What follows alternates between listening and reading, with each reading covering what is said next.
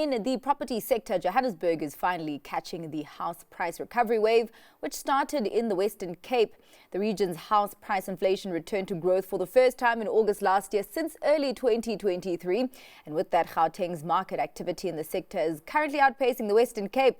Sandra Gordon, a research economist at Ooba Home Loans, joins us with greater perspective on this trend. Thank you so much for your time, Sandra. I'm actually looking for property right now, so this is quite an interesting topic for me. So hopefully I will gain some insights that will help me on my journey. Just looking at that residential property market, are things looking better for both buyers and sellers?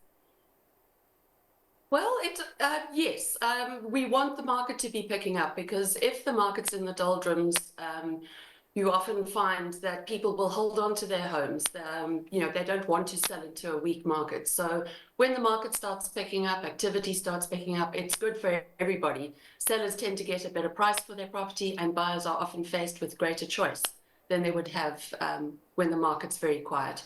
Because the activity has been very weak.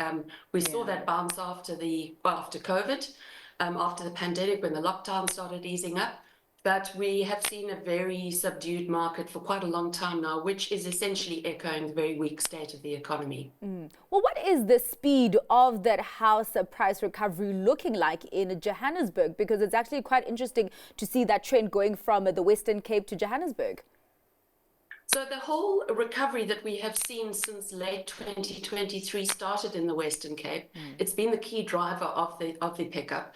Western Cape market started picking up in the middle of 2023, and it's really been the key driver of that pickup in activity.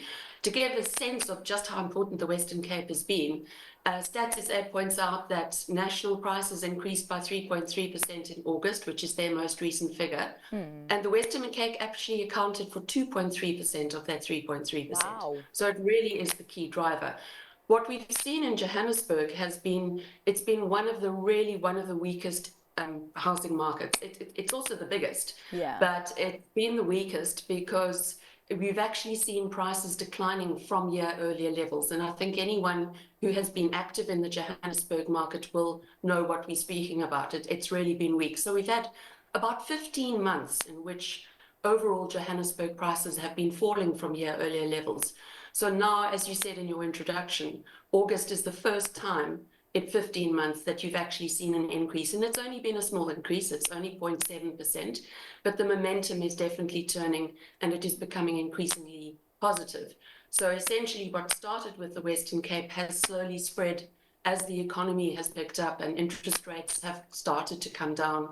And we've seen more and more households, pressure on them, their financial pressure on them easing up, petrol price cuts, inflation coming back down. And as that financial pressure comes off, more people can afford to buy a home, and they then enter the market, and then you start seeing activity starting to pick up. Very interesting picture when you look at the dynamics in the Johannesburg housing market. But also with that, I mean, there's been this trend of migration where from COVID we saw people moving to Cape Town, and actually it seemed to have a negative impact on Johannesburg. Is that still having an impact in the house market in Johannesburg? I would think that impact is starting to decline. And it's also not necessarily it is benefiting the Western Cape, it is also benefiting other coastal areas. But if you actually look in the Western Cape, it's less about Cape Town and it's more about smaller towns and villages along the coastal area. But the bottom line is Joburg is the economic hub of this economy. Young people, professionals, large manufacturers, mining, they're all still in Johannesburg. Not everybody wants to leave. It's family, it's lifestyle. There's a certain buzz to Joburg, which is not replicated anywhere else as well. So yes, that migration wave, which benefited the Western Cape, is definitely losing momentum. And so you don't have that drain anymore coming on the Joburg market. The other thing, as I mentioned, as the easing of pressure on households, as interest rates start coming down, first-time buyers are able once again to get back into the market. And Ooba Home Loans data shows a very clear, it's still a little bit tentative, but there is a clear pickup in demand coming from first-time buyers. And that is primarily being driven by Mpumalanga, which is a very tiny market, but more importantly by Johannesburg. So your first-time buyers are getting back into the market in Johannesburg, and that provides a very solid underpinning to activity in the market overall.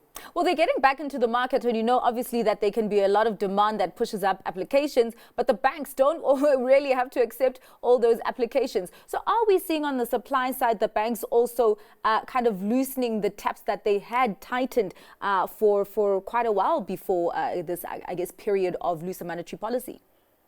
The banks have been extremely supportive of the housing market over the last year. Once again, relying on Ooba Home Loan statistics, we've actually seen the pricing of home loans has steadily improved across the whole of last year. So we're at very competitive levels at the moment. Approval rates have come a little bit off their peak, but they still are slightly elevated.